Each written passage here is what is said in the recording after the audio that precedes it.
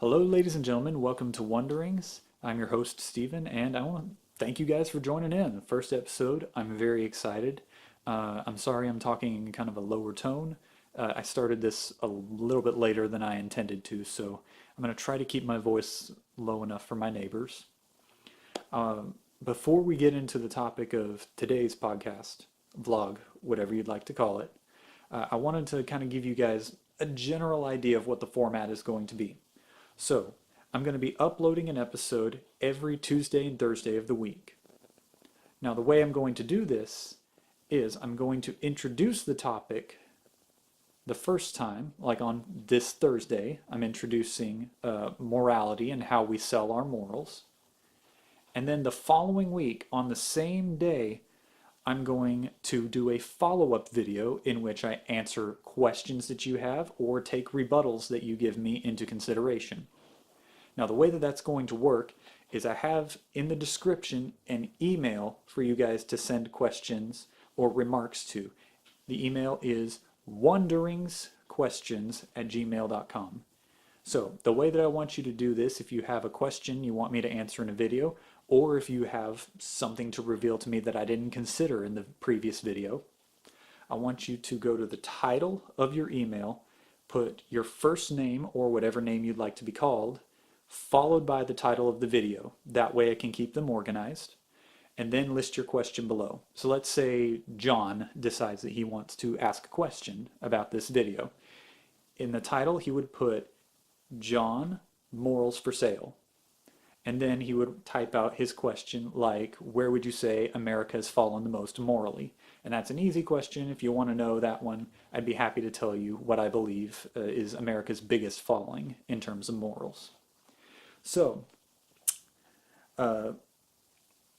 these are going to be due for this video on Saturday night, and I'll remind you of that at the end, just so I've got time to do any research that I need to and get some time to plan out the follow-up video. I'll only be accepting questions through Saturday evening. Now, to get to the big issue, the one that I'm really sad that I have to address. The world as a whole, and especially us as the United States, have sold our morals. We have given up everything that we believe and everything that we stand for. Well, what on earth would we do that for? What on earth would we sell our very morals and our very beliefs for?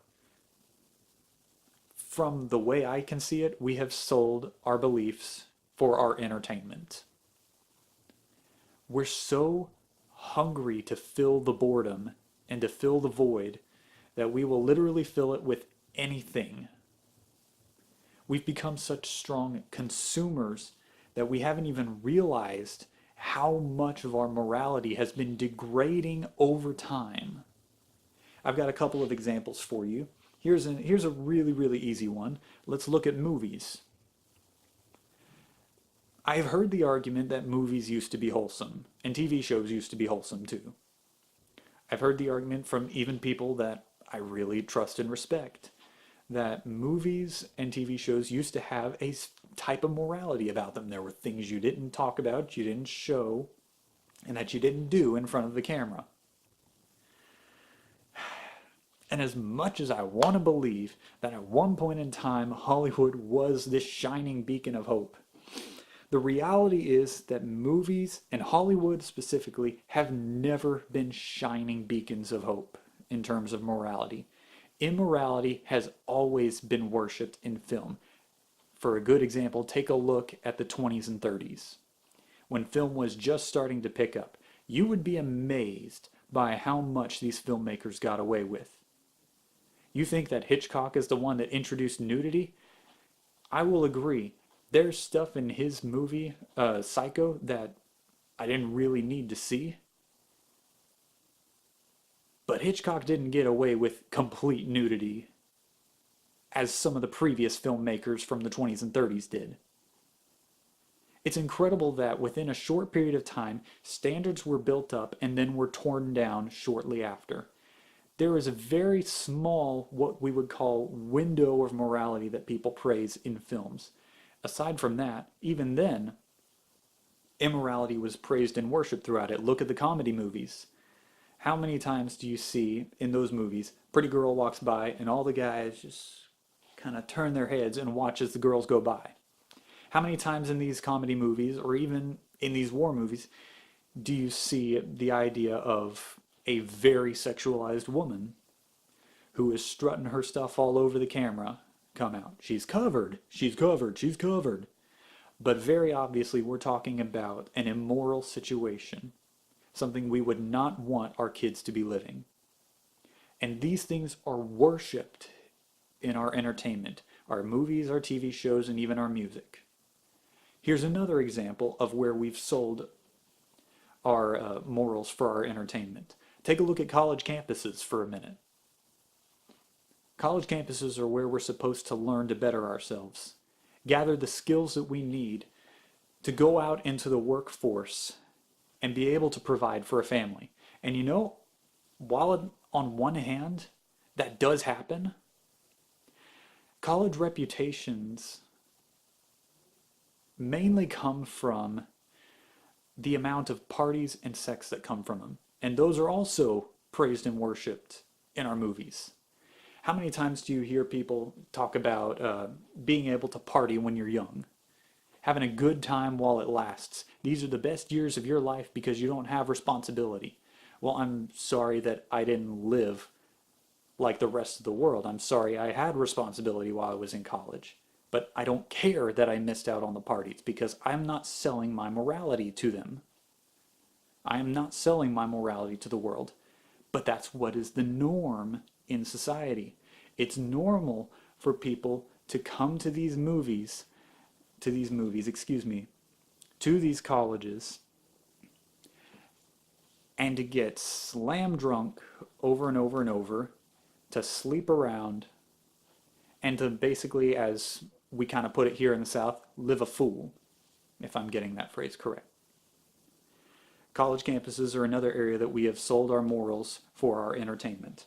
Here's another one that I think most of you don't think about very much, but it's one that kind of agitates me. And I'll get into this one more later, trust me. We're not done with this topic. Let's talk a minute about news over the weekend.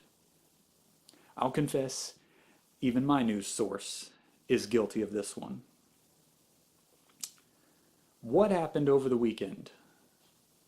One of the big things that we heard so much coverage about was the debate about Roseanne's tweets and Samantha Bee's statements about Ivanka Trump.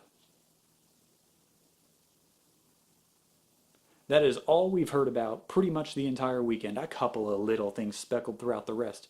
But all we hear is Roseanne said racist tweet and show got deleted. Samantha Bee said some terrible things about Ivanka Trump. She said the terrible C word.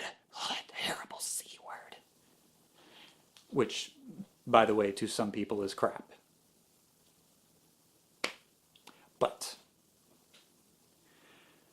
all of these news outlets are focusing on this controversy. You know what got overlooked?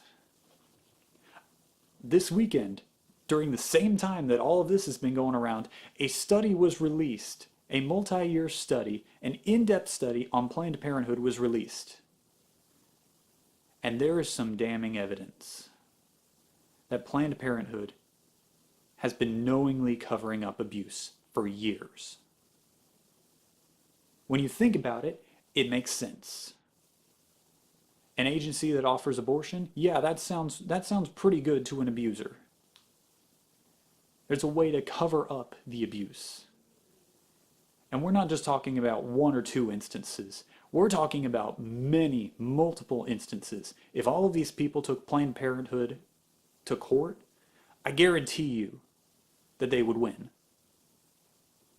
I guarantee you that at minimum, Planned Parenthood would be severely fined, and the employees in question would have been fired. But that's not going to happen. You know why? Because people were so focused on Roseanne and Samantha Bee that nothing else matters. We have the biggest evidence against Planned Parenthood that shows that they're a bunch of scumbags. But yet we're too busy talking about our entertainers that we won't even wrestle with the question. Even my news source, who is violently opposed to Planned Parenthood, spent much more time focused on the Roseanne B debate than on Planned Parenthood. And they're the ones who introduced me to it. At what point did our entertainment become more important than human life? At what point in time did the places that we go to better ourselves, to provide for our families, become our breeding grounds for immorality?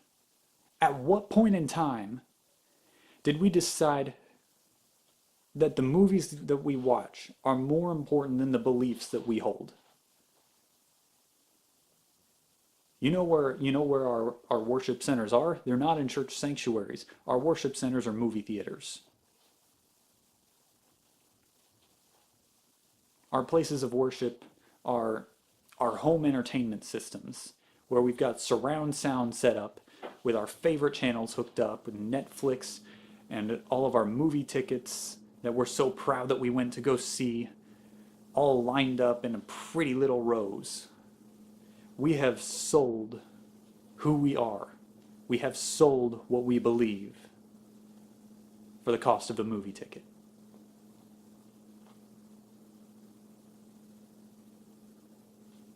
And now we completely ignore everything. We ignore what's happening to ourselves. We ignore what's happening to our families. And we ignore human life itself. I will post a link in the description of this study that I'm mentioning because everyone needs to know about it. We've brushed over these things for far too long.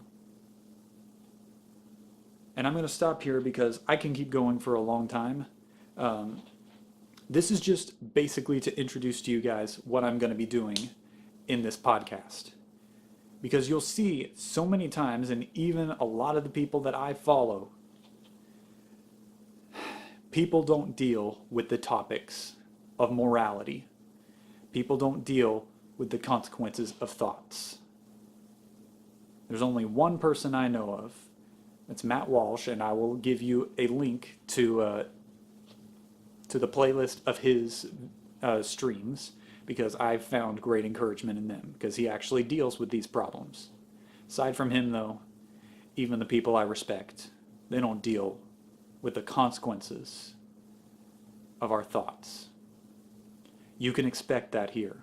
You can expect to be challenged.